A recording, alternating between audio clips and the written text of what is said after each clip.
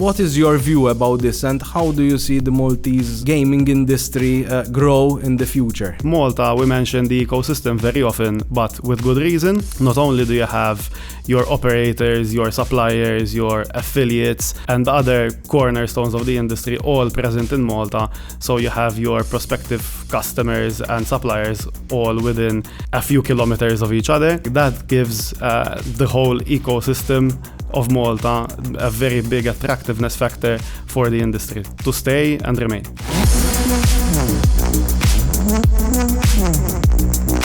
Hi everyone, and welcome to SiGMA Podcasts. Today with us we have Carl Brincat, CEO of the MGA. Hi Carl, thank you for joining us. Thank you, Joe.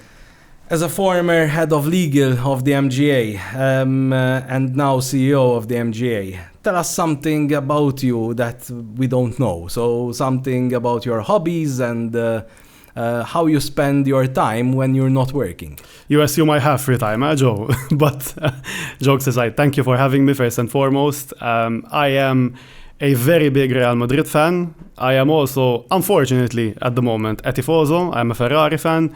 I am a Star Wars nut, and also I love to watch anime. I have been watching anime since I was 13 years old, which is almost 20 years ago now.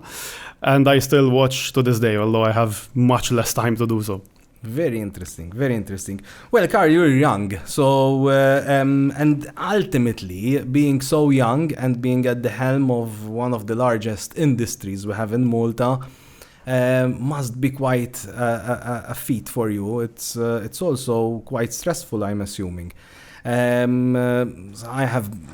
was a regulator also relatively young, and I remember, like, you can't go wherever you want, you can't post whatever you want on social media, you can't do whatever you want ultimately. And yes, there are always some social limitations, whatever your position in life, but being the CEO of such an important regulatory authority makes it even more, it's much more limiting. So how do you live this?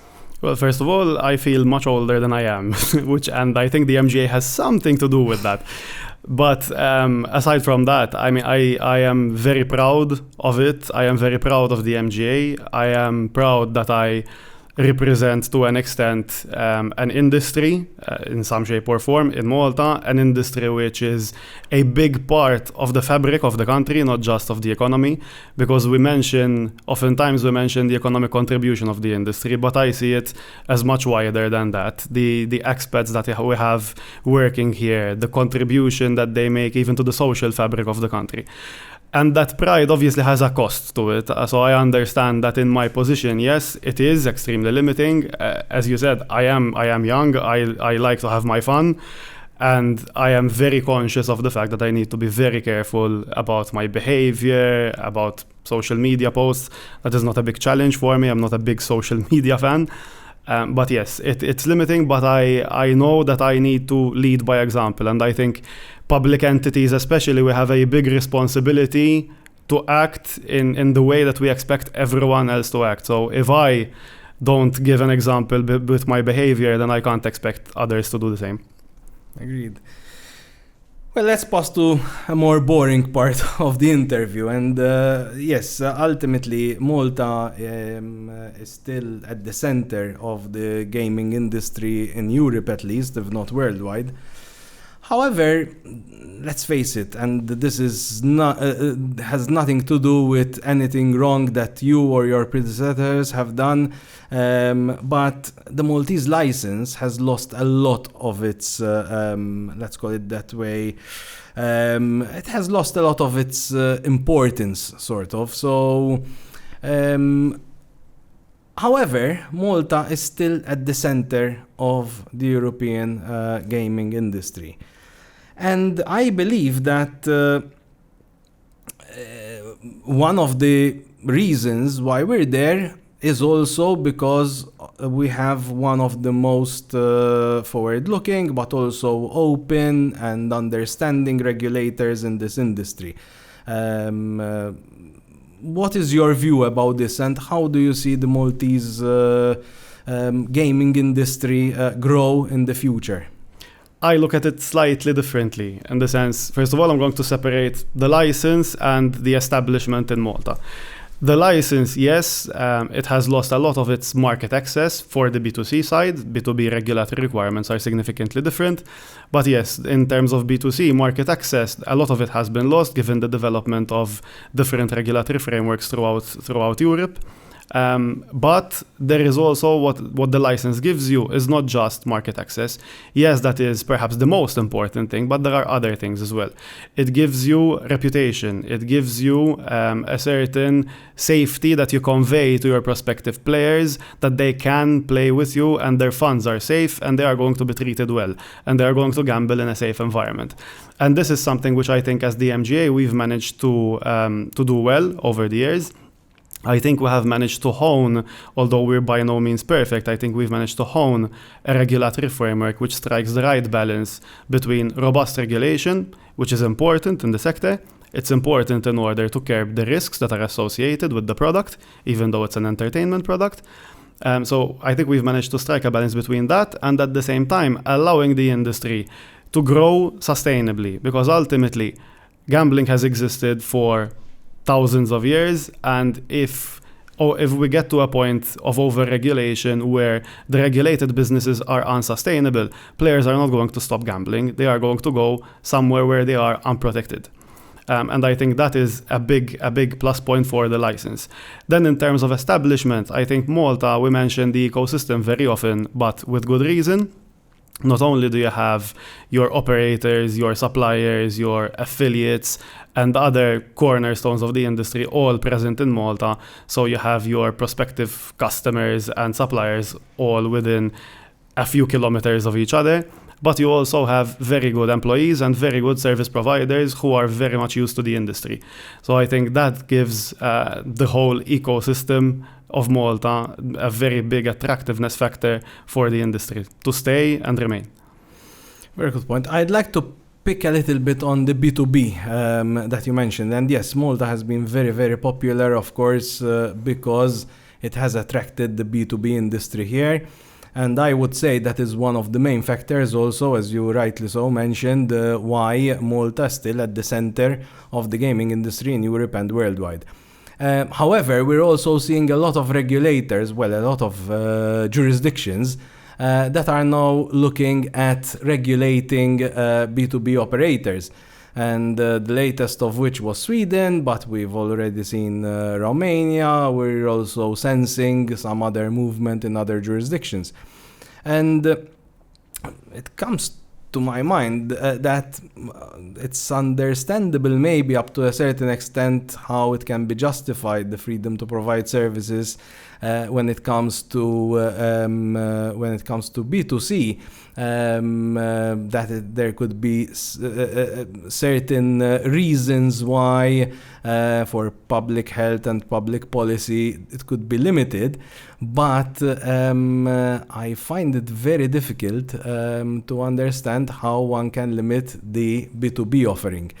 Do you think that this will lead to another series of decisions by the ECJ in the future? Okay, I would concur. I think that in terms of the justifiable reasons that have been put forward by the CJEU over the years for the restriction of the freedom to provide services when it comes to B2C offerings, I don't think that can be very easily extended to B2B offerings. Unfortunately, we are at a point where since the Commission deprioritized the file of gambling in 2017, we are a bit more limited in terms of what can be done about it in order to have a structured conversation with other countries as to why, for example, they are seeing this reason. I understand that, for example, with regards to B2Cs, although I really truly think that at a point in time, the whole of Europe needs to wake up and harmonize, at least minimum harmonization, the regulation of the sector, because ultimately many regulatory parts are being harmonized in any case. You take AML moving towards the single rulebook, you take data protection, there's GDPR. So at a point, I think even in terms of B2C, that discussion needs to happen. But when it comes to B2B, I really don't see the reason why we can't have passporting. So this is something which we are looking at very actively at the MGA. Again, as I said, given the deprioritization of the gambling file by the Commission, it is a more complex discussion to be had, but I think it's definitely something that we need to look at a bit more actively, both from the MGA side, which we're doing, but potentially also from the industry side. Fair enough. You also mentioned the fact that many regulators in the past, well, you didn't really mention that, but you alluded to the fact that online gambling is here, and we need to ultimately regulate it, because there's no other way. It's not like you're going to ban it, because people will still go on and play. That's exactly what we used to say in 2007, 2008, when I was at the MGA. And I remember that at one point in time, just before I joined, GREF issued some sort of statement. GREF is the Gambling Regulators European Forum, for those that do not know. They issued a statement that online gambling is, I believe the word they used was evil, but don't quote me here, but it was that kind of statement. And we used to say, look, there's no way that you're going to stop this. This is going to happen. The best way of tackling it is by regulating it properly and reasonably. And a few weeks ago, we were together in Napa for a conference. And during this conference, we were discussing the technological innovation there is in our industry. And we specifically looked at cryptocurrencies and the use of blockchain and the use of AI. And particularly in relation to cryptocurrencies, I recall a regulator, which obviously I'm not going to mention the name, but a prominent regulator in the US said, we don't need this. We don't need to look at cryptocurrencies in our industry. And it reminded me exactly of the time in 2006, 7, and 8, when many regulators were just putting their head under the sand and avoiding the discussion of regulating online gaming in toto. Now we are at a new era where now everyone accepted that online gaming regulation has to be regulated, but we're seeing a lot of technological innovation happening, and many regulators again, and even legislators, of course, who are not providing any legislative assistance to the regulators, are also not actually looking or accepting the fact that blockchain, cryptocurrencies, and other technological innovations are here, they are here to stay, and they will affect our industry. I believe that Malta, again, is at the forefront of this technological innovation. It has embraced it rather than shied away from it. And it is probably, as far as I know, the only regulator in the world that has a very comprehensive. There are some regulators that have some policies here and there about cryptocurrencies and the use of blockchain, but Malta is the only one which has a really comprehensive policy. It started with a sandbox. For 2 years, you studied the market, you studied how things work, and now you came out with a proper policy that covers almost all angles. And yes, it won't be perfect, it can be updated and improved in the coming years, but it is a comprehensive policy. Do you think that this is one of the reasons why Malta will keep on leading? Absolutely, and I think as outside the MGA, Malta in general has always been, at least in recent decades, it has always been a country that looks to the future. You go back all the way to the establishment of the international financial services industry in Malta back in the 80s. Shipping, aviation, originally online gaming. And I think very similarly, when we look at technological developments, they are here not only to stay, but to continue developing. This is the way the world is going. I mean, we've seen Apple announcing the Vision Pro very recently. Let's park the price tag for a moment, but it is a fantastic piece of engineering, and AR and VR are not going to go away anytime soon. I mean, you look at the potential prototypes for AR, for example, outside this industry, cars with windscreens that show you where you need to go rather than looking at your screen. So And very similarly, in gambling, we can't close our eyes to technological development. The industry as a whole can't do it because it is traditionally one of the industries that is at the forefront of technological innovation. And it is the way it continues to innovate and continues to drive new, exciting products, which it can't stop doing.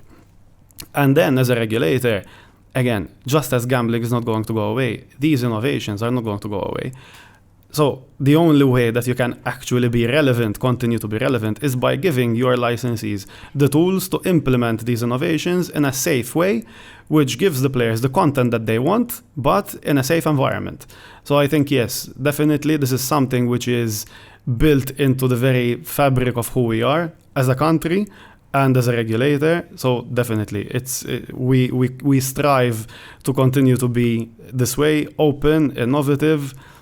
Openness is a big part of it because we learn from the industry, just as we need to have conversations to explain to the industry what we expect out of it. We need to learn from the industry as well, and that needs to happen on a continuous basis. And I think this approach, yes, is a very big part of why Malta will continue to be relevant. Thank you very much. One last comment from you to conclude today, and that is an invitation for everyone to join us at SiGMA this year in November. It will be a new venue, so that's very exciting, I believe. I remember the time when I used to crave for these events to happen in Malta, and now it has become a staple in our diary. It's always there, it happens every year, and it's always bigger and better. So please. Well, definitely, I am, as you could tell from my previous answer, I am very much all for technology, but nothing replaces meeting face-to-face, and SiGMA is a great place to do that. Plus, you also get to celebrate my birthday, because it's always at SiGMA time. Yeah, same here. It will be the week before. Thank you very much, Carl. Thank you, Joe. And hope to see you around soon. Oh, absolutely.